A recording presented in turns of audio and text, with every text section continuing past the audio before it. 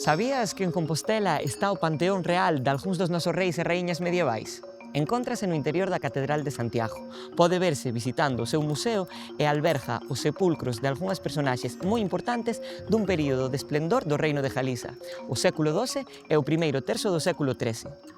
Imos ver quen se enterrou ali. Raimundo de Borgoña. Foi o primeiro en facelo, tras a súa morte en 1107.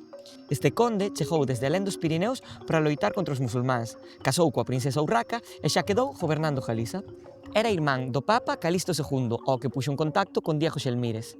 Aí está a orixe do Códice Calistino. Afonso VII coroouse rei de Galiza na propia catedral en 1111, sendo aínda un neno, e tamén deixou escrito que quería enterrarse ali. Mais, cando morreu, non cumpriron a súa vontade e ao final enterraron en Toledo. Si está no Panteón Real a súa esposa, a raíña Berenguela, que morrera antes que a él. E tamén o aio que o criou cando era pequeno, o poderoso conde Pedro Froilas de Traba. Fernando II, a este si lle respetan o seu desexo. Despois de lle facilitar un soldo de por vida ao mestre Mateo para darlle o pulo definitivo ás obras da catedral, vai poder descansar en paz dentro dos seus muros. Afonso VIII, a quen a historiografía española chama moitas veces, erroneamente, Afonso IX.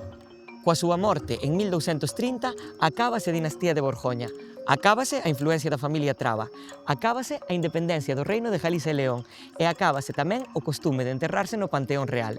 El vai ser o último. Cunha excepción, a raíña Xoana de Castro, que un século e medio despois tamén escolleu este lugar para pasar á posteridade. Xoana é coñecida como a Desamada, porque foi repudiada polo rei de Castela só uns días despois de casaren. Talvez por iso quixo ser enterrada na súa Galiza natal, ben lonxe del. A propósito, a irmá de Xoana, Inés de Castro, foi a famosa raíña galega de Portugal coroada despois de morta.